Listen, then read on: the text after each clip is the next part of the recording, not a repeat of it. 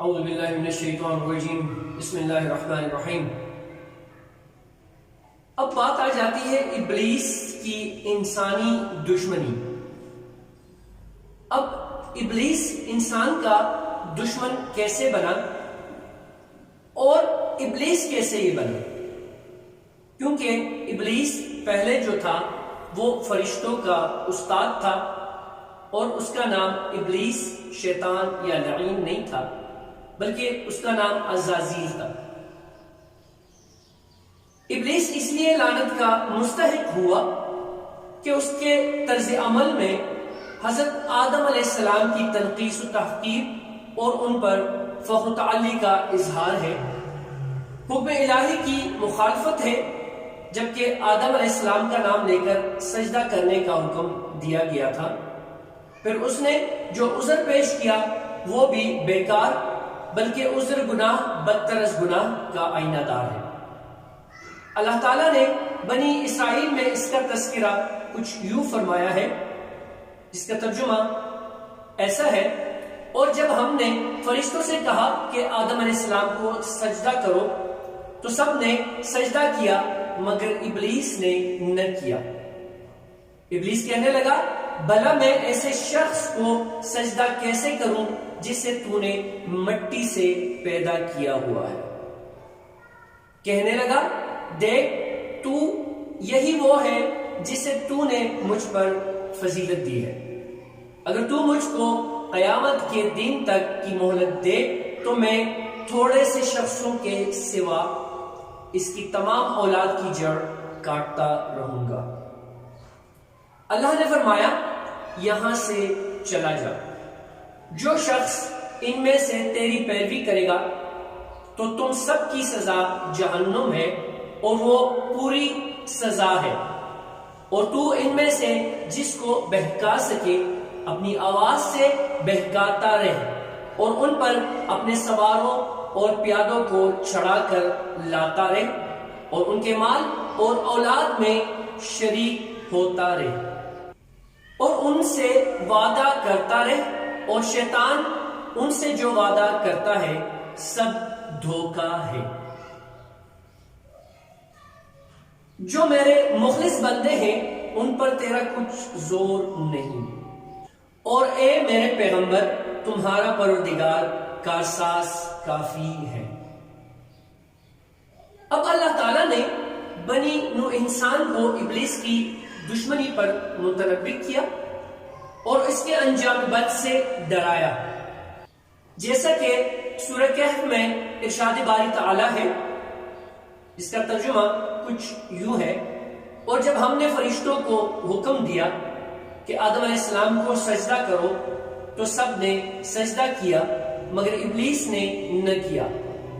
وہ جنات میں سے تھا تو اپنے پروردگار کے حکم سے باہر ہو گیا۔ کیا تم اس کو اور اس کی اولاد کو میرے سوا دوست بناتے ہو؟ یعنی وہ جان بوجھ کر اللہ کی اطاعت سے نکل گیا اور اس نے تکبر کی بنا پر اللہ کے حکم کی تعمیل سے انکار کیا۔ یہ اس کی ناپاک فطرت تھی جس نے اسے دھوکہ دیا، کیونکہ وہ آگ سے پیدا کیا گیا ہے۔ اب سورہ کہف میں اللہ تعالیٰ باقاعدہ بنی نوح انسان کو ڈرا رہا ہے کہ شیطان تمہارا ازلی دشمن ہے، شیطان تمہیں ورغلائے گا، اپنے رستے سے ہٹائے گا۔ اسی لیے اگر دیکھا جائے سورہ فاتحہ کی آیت صراط الذین انعمت علیہم غیر المغضوب علیہم، دیکھیں اگر شیطان کے رستے پہ ہم چلیں گے تو کون سا رستہ ہوگا؟ غیر المغضوب علیہم والا ہوگا، اور اگر اللہ کے اور انبیاء کے رستے پر ہم چلیں گے تو کون سا؟ انعمت علیہم۔ تو اللہ تعالیٰ ہمیں انعمت علیہم کے جیسے لوگوں میں شامل و حال فرمائے، اور اللہ تعالیٰ ہمیں ہمیشہ ہمیشہ کے لیے شیطان کے ورغلانے سے، شیطان کے بچھائے ہوئے جال سے محفوظ رکھے اور اللہ تعالی ہمیں نفس اور شیطان کے مکر و فریب کو توڑنے میں کمال عطا فرمائے، آمین۔ اللہ تعالی نے فرشتوں کو حکم فرمایا کہ حضرت آدم علیہ السلام کو سجدہ کرے، اور جب ابلیس نے سجدہ نہیں کیا تو اس کو جلا وطن کر دیا گیا۔ اب جلا وطن کہاں سے وہ ہو گیا؟ پہلے وہ جنت میں رہتا تھا، اب یہاں پر اللہ تعالیٰ کے کام دیکھیں کہ جنت سے ابلیس کو جلا وطن کر رہا ہے، نکال رہا ہے۔ سورہ اعراف میں ہے فَاهْبِطْ مِنْهَا، اس جنت سے اتر جاؤ، اور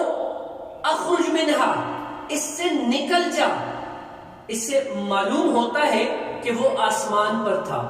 وہاں سے اسے نیچے اتر جانے کا حکم دیا گیا، اور اس مقام و مرتبہ سے بھی محروم کر دیا گیا جو اسے عبادت کی وجہ سے اور اطاعت و عبادت میں فرشتوں سے مشابہ ہونے کی وجہ سے حاصل ہوا تھا۔